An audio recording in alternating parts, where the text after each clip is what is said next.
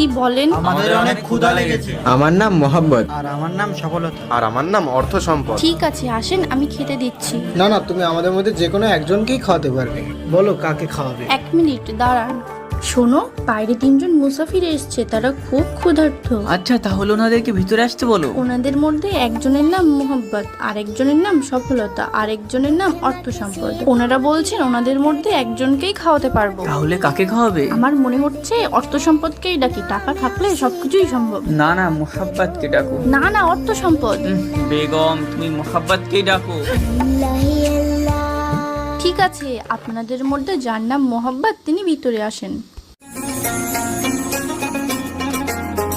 আরে 3জনেই চলে এসেছে। যদি আমরা অর্থ সম্পদ বা সফলতাকে ডাকতাম তাহলে আর 2জন আসতো না, কিন্তু আমরা মোহাব্বতকে বেছে নিয়েছি। ভালোবাসা থাকলে তবেই সফলতা পাওয়া যায়, আর সফলতার সাথে অর্থ সম্পদ নিজে থেকেই চলে আসে।